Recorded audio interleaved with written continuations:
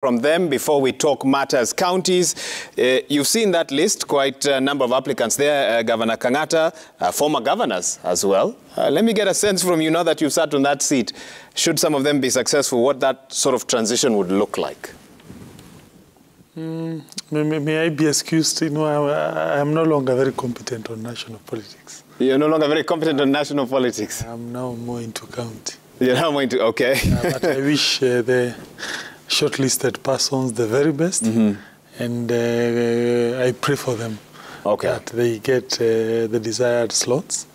Yes, but if you ask me from a political point of view, I think I'm least competent these days to comment such. Wow, you've I was not expecting that as a response, Governor Arati. Let me get you. No. Two, I want to say I wish the gentlemen and ladies. I'm hoping you wouldn't give me the same answer here.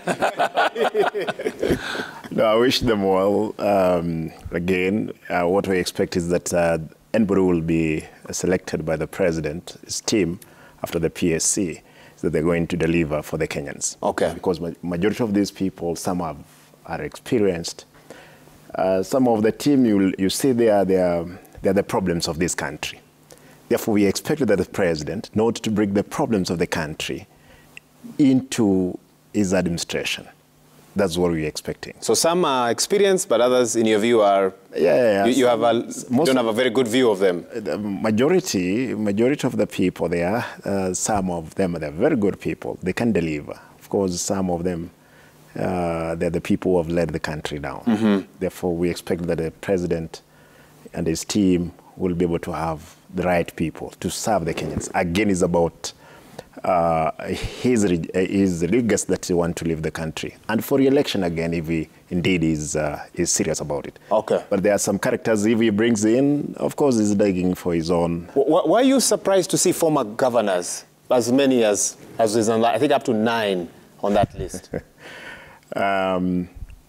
Of course, they are also Kenyans. If they are seeking any position, let them also be it. Let them go for it. Let them go for it. Yeah. Governor Kang'ata, let's come back. As the law allows them, yes, they can do anything. Even if they were to cook in State House, some they can go and cook there. Therefore, we have no problem. You have no problem with them. Yeah, as long as they are going to really support the agenda of Dr. William Ruto. Okay. Yeah. Governor Kang'ata, let me come back to you. I hope this one will be more to your experience from the way you put it. And before we took the break earlier, and we were talking about the Control of Budgets report, and you had some thoughts on that. But we also know that earlier this month there was a bit of a frosty meeting between governors and the Deputy President Rigathi Gachagua. The governors looking towards getting about 425 billion allocated to the counties. The government saying they can only afford 380 billion Kenya shillings. What has been your experience in terms of the influx of funds to the counties? Is it working for you with the projects that you promised the people of Murang'a? Two issues. On the first issue is that this report highlights the different interpretation between governors and the Office of the Control Budget as to what is development and what is the recurrent expenditure. The Control Budget views bursary, for instance, as recurrent, but some counties, including Murang'a, view bursary as development because you're investing in human capital. That often leads to some back and forth, at times rejection of acquisition. But there's also another hidden reason why Control Budget will push some of these payments into recurrent, because a budget has what we call ceilings. You can't expend beyond a certain limit for recurrent. So if she pushes so much expenditure into the recurrent, it means definitely she doesn't want to approve those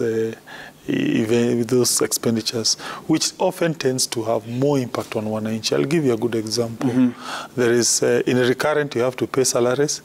Now, now in Murang'a, she compelled us now to pay what we call Kang'ata care, that engagement with NHIF using recurrent.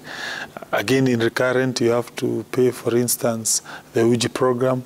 All those key and core programs in the you believe should not be cited under recurrent? Yes, as recurrent. You hold that stand strongly. Yeah. What's been the experience like with the flow of money from the national government, Governor?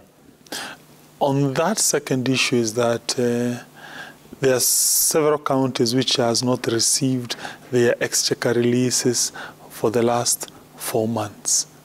Others 3 months, including Murang'a. That means we have not received our money for the month of November, December, and January. We are now headed to February, meaning it will be now 4 months without us receiving anything.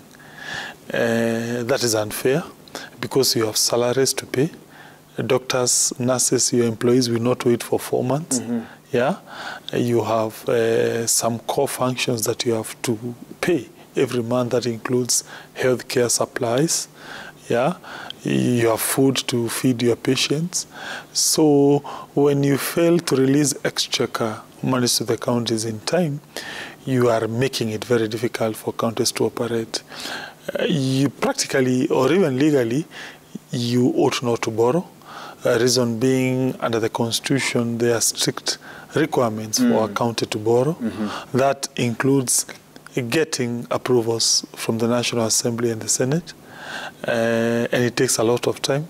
Of course, under Public Finance and Management Act, there is a small provision that allows us to borrow to fill what we call short-term financial cash flow gaps. But you can't rely on that. You can't really rely every other day, particularly when you have, like we have in the current situation, a delay of about 4 to 3 months in most of the counties. So it means then, as a governor, you have to be very creative. Yeah, to be very creative. Oversee. I wonder if Governor Arati is going through the same situation. And one would also ask, you know about the state of our economy. You know what's happening at a national level. We're facing a drought.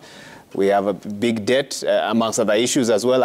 Are governors aware of that, even as they demand their share of the national cake? More, it's not that we are demanding. What happens is that I believe we have a problem from the process of budgeting. This is where it starts, because the Constitution envisages the national government and the county government.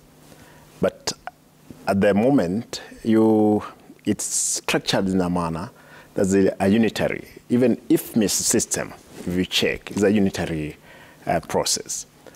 I want to agree with my brother here that when counties 3 months down the line, 4 months down the line, they have not received their monies, what do you expect of the workers?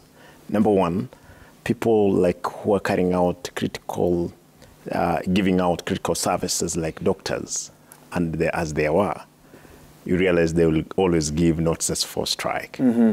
Therefore, a person like me who has not done any project since I came into the office, you realize that all the money that I've received, because it's money I receive after 3-4 months, what I do is first to pay salaries. You have not been able to start any of the projects you promised Kisii residents since you got into office? Not. Including the project of bursary now we're talking about, that now again is presumed to be a recurrent.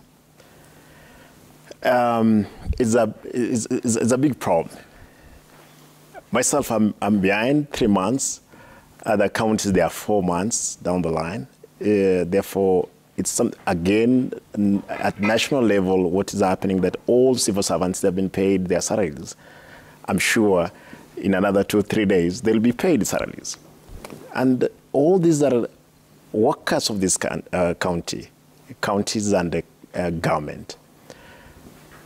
We have a big problem as county governments. Again, if you check what the negotiation we had with the president, when CRA was giving, a projection of 4.7 billion, then governors were asking for 425. Presidency was talking of 385. Then in our summit, when you sat there, the president says, "Hey, leave it there. We'll have to come to a middle ground." Middle ground, which didn't come. What we did is that we went back to what the presidency they had suggested. Therefore, I believe strongly that the national government want to have its own cake, and they're eating it.